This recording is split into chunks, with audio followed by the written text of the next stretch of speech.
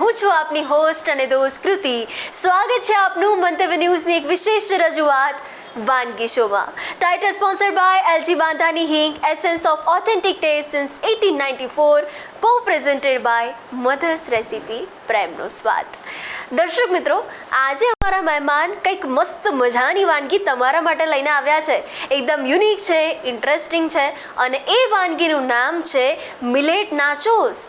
સાંભળીને આશ્ચર્ય લાગ્યું ને? મને પણ લાગ્યું હતું. હવે એને સાંભળીને એવું કહેવાનું મન થાય કે દોસ્તો, જંક ફૂડને કહો બાય બાય, જંક ફૂડને કહો બાય બાય અને મિલેટ નાચોસ ખાઈને ફિટનેસને કહો હાય હાય. તો ચાલો કરીએ આજના શોની શરૂઆત. તો દર્શક મિત્રો, આજે મિલેટ નાચોસ બનાવવા જઈ રહ્યા છે અમારા મહેમાન અને મીનાબેન આજે અમારા સાથે જોડાઈ ચૂક્યા છે. સૌપ્રથમ Meenaben, welcome to our show. Thank you. કેમ છો? મજામાં? મજામાં. તો આજે તો તમે મિલેટ નાચોસ બનાવવાનો છો. નામ સાંભળીને જ ઈચ્છા થઈ ગઈ છે ખાવાની. તો હવે આ વાનગીની તો આપણે શરૂઆત કરવાના છીએ, પણ હું તમારા વિશે જાણવા માટે બહુ જ એક્સાઇટેડ છું. વ્યુઅર્સ પણ એટલા જ એક્સાઇટેડ છે. તો તમારા વિશે થોડું જણાવી દો. હું એક હાઉસવાઈફ છું. મારો ઘરેથી હોમમેડ ચોકલેટનો બિઝનેસ છે અને હું પાર્ટી ઓર્ડર્સ પણ લઉં છું અને ઘણી બધી વેરાયટી બેકિંગ આઇટમ પણ બનાવું છું, પણ એ બી ઓવન વગર. ઓહો, શું વાત છે! અને ઘઉંના લોટમાંથી કેક બનાવું છું હું. વાહ! તો હજી મારે ઘણું બધું જાણવું છે, પણ આપણે વાનગી બનાવતા બનાવતા તમારી સાથે વાત પણ કરીશું. પણ આજે પહેલાં જે મિલેટ નાચોસ બનાવવાનો છો એના ઇન્ગ્રેડિયન્ટ્સ જોઈ લઈએ. આમાં ઘઉંના લોટ, બાજરીનો લોટ, રાગીનો લોટ અને મકાઈના લોટ, આ ચારે લોટ નાખવાના છે આમાં. પછી કસૂરી મેથી ઇન્ડિયન ટચ માટે, ઓકે, અને આ ઓરેગાનો, મિક્સ હબ, તેલ અને બીજા બધા મસાલાઓ છે, મીઠું, મરચું, હળદર. ઓકે, તો કરીએ શરૂઆત. સૌપ્રથમ શું કરીશું આપણે? બધા લોટો મિક્સ કરીશું. ઓકે. તો મીનાબેન, હવે છે ને બધા જ મિલેટ્સ તરફ પણ બહુ જ આગળ વધી રહ્યા છે.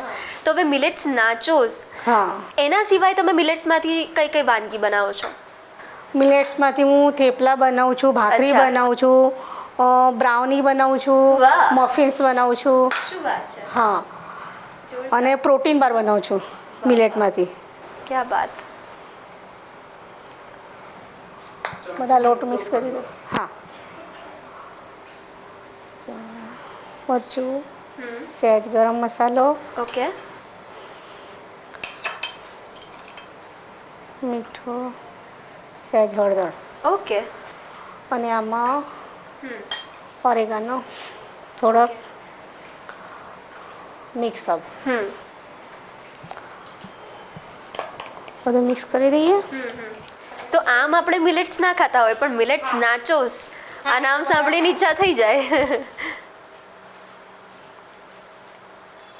તો હવે તમે મિલેટ્સમાંથી ઘણી બધી વાનગી બનાવો છો. હા. તો એમાંથી તમારા ઘરના જેટલા પણ ફેમિલી મેમ્બર્સ છે એ બધાને તમારા હાથની મિલેટ્સમાંથી કઈ વાનગી સૌથી વધારે ભાવે? એમને બધું જ ભાવે છે. મિલેટ નાચોસ બનાવું છું હું, અને મફિન્સ બનાવું છું ને પ્રોટીન બાર બી આમાંથી જ બનાવું છું. Okay okay. આપણે કેટલું પ્રમાણ લીધું છે આનું?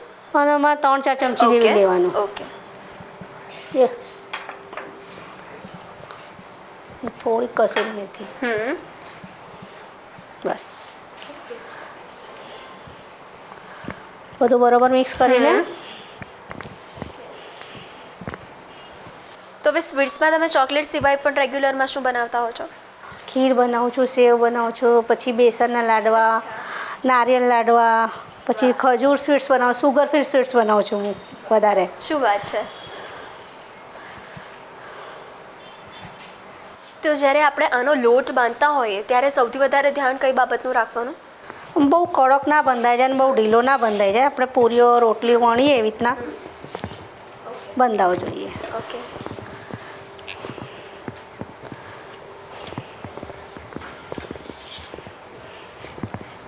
તો હવે આપણે ગુજરાતી હોય એટલે ચટાકેદાર વાનગી તો જોઈએ જ. પણ હવે ચટાકેદારની સાથે સાથે હવે હેલ્થનું પણ એટલું જ ધ્યાન રાખતા થઈ ગયા છે આપણે. આ થઈ ગયું છે. હવે એને વણી લઈશું. ઓકે. અને તેલ ગરમ કરવા મૂકી દઉં હમણાં. ચાલો.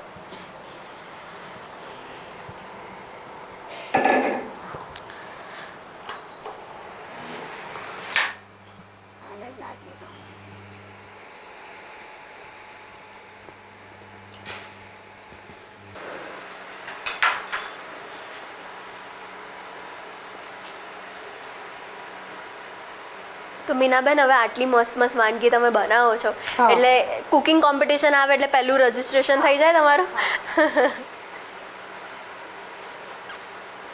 તો હવે જ્યારે તમે કુકિંગની શરૂઆત કરી હશે હા. ત્યારે ઘણા બધા એક્સપેરિમેન્ટ કર્યા હશે, હા. તો એમાંથી કોઈ એવી વાનગી બની છે મસ્ત?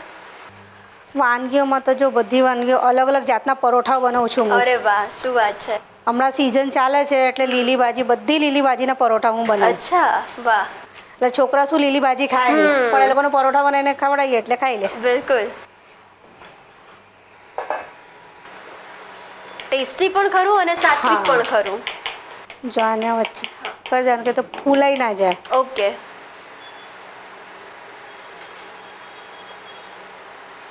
તો હવે રાગીમાંથી પણ તમે ઘણી બધી વાનગી બનાવતા હશો? હા. અચ્છા. હમણાં ક્રિસમસ ટાઈમ છે તો પ્લમ કેક હું એમાંથી જ બનાવું છું. વાહ, શું વાત છે! એની રીત પણ ઈઝી છે? હા. અચ્છા.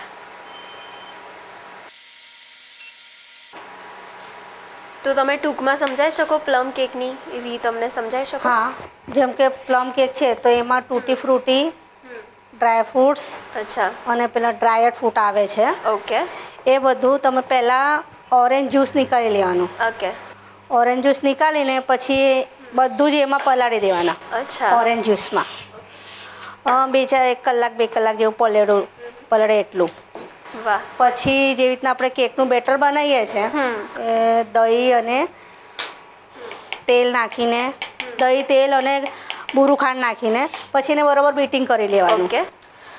પછી એમાં બધો ડ્રાય ઇન્ગ્રીડિયન્ટ્સ નાખી દેવાના, જેમ કે જેટલા બી આપણે લોટ નાખવા હોય એ બધા લોટ થોડા થોડા કરીને નાખી દેવાના મેજરમેન્ટના હિસાબથી. બધું મિક્સ કરીને પછી એમાં જે ઓરેન્જ જ્યુસમાં પલાળેલું છે એ બધું મિક્સ કરી દેવાનું. અચ્છા. અને પછી બેક કરવા મૂકી દેવાનું. સરસ બેટર બની જાય એટલે. શું વાત છે! એટલે આપણે 2 વાનગી એક સાથે જોઈ લીધી. હા. અત્યારે તો મિલેટ્સ નાચોસ તમે બનાવી રહ્યા છો ને પ્લમ કેક પણ કેવી રીતના બનાવી શકાય તો એ પણ તમે ખૂબ સરસ રીતે દર્શક મિત્રોને કેક સમજાવ્યું બનાવી છે. શકાય, પછી એના મફિન્સ બનાવી શકાય નાના નાના બચ્ચાઓને આપવા માટે. બિલકુલ. તમે કહ્યું એ પ્રમાણે ચોકલેટ્સમાંથી પણ તમે હા. ઘણી બધી એમાં પણ વેરાયટી લાવો છો. હા, તેમાં હમણાં જ કઈ? મેં બનાવી હતી. અચ્છા. દિવાળીમાં રમ ચોકલેટ બનાવી હતી. વાહ, શું વાત છે! રમ ચોકલેટ બનાવી, રમ એન્ડ રેઝિન ચોકલેટ બનાવી. અચ્છા. પાન ચોકલેટ ઘણી ફેમસ છે, બધા પાન ચોકલેટ બહુ જ ખાય છે. શું વાત છે!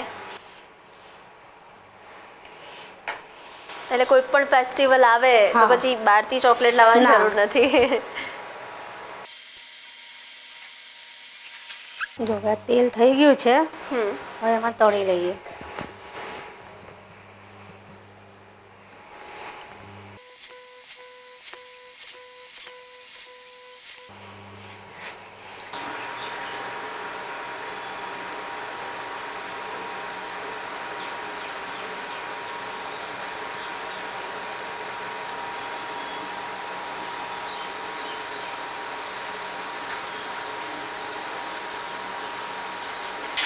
તો મીનાબેન, તમે જે મિલેટ્સમાંથી જે અલગ અલગ જે વેરિએશન્સ આપો છો, હા. આ જે મિલેટ્સ નાચોસ ને તમે બીજી ઘણી બધી વાનગી દર્શક મિત્રોને પણ કહી છે, હા.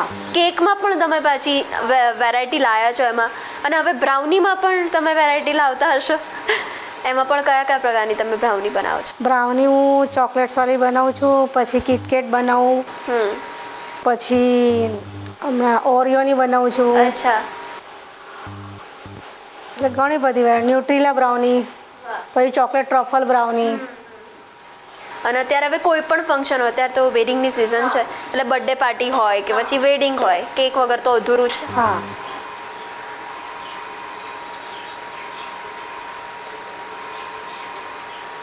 તો ઓલમોસ્ટ રેડી છે આપણું.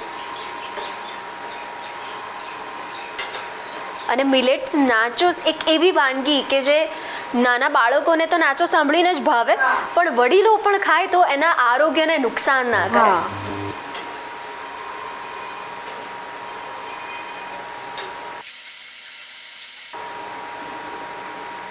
તમને સૌથી વધારે મિલેટ્સમાંથી કઈ વાનગી ભાવે છે? હું તો બધી જ વાનગી ખાઉં છું, પણ પરોઠા વધારે બનાવું છું. અચ્છા. એટલે શું છે, રોજના ખાવામાં બી થઈ જાય પરોઠા ને ભાખરી. એવું બધું ચાલે. એમાં ગ્રીન વેજીટેબલ બધા નાખીને બનાવવાનો અચ્છા ફ્રેશ. વાહ. બ્રેકફાસ્ટ લંચ કે ડિનર ગમે ત્યારે ક્યારે બી મળે. ખાઈ શકાય. બનાવીને મૂકી દે તો 1-2 દિવસ સુધી ચાલે, ખરાબ બી ના થાય.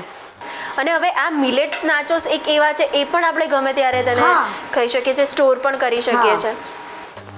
પણ છોકરાનું વેકેશન આવે ને એટલે પછી બનાવીને મૂકી દો કે ચા નાસ્તો કરવો હોય, ક્યારે બી કરવું હોય તો ચાલે. બિલકુલ. ચાલ નીકાળી દો. થઈ ગયા છે. વાહ, લાગે છે તો જોરદાર જ, સુગંધ પણ જોરદાર આવી રહી છે. બંધ કરી દો. ઓકે હવે આને સર્વ કરી દઉં. ઓકે હવે આને સર્વ કરીશું ટોમેટો ઓનિયન સલસા જોડે. ઓકે. એક ચમચો.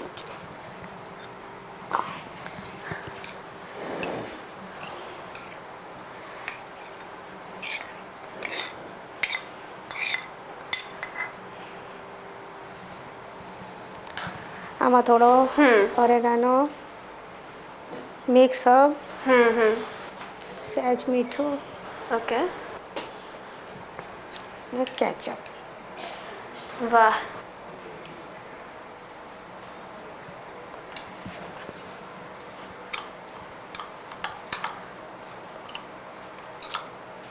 મીનાબેન આ એક એવી વાનગી છે હા. કે જેને જોતા જ મોઢામાં પાણી આવી જાય. હા.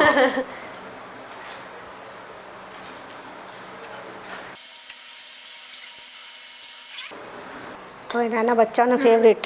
યસ.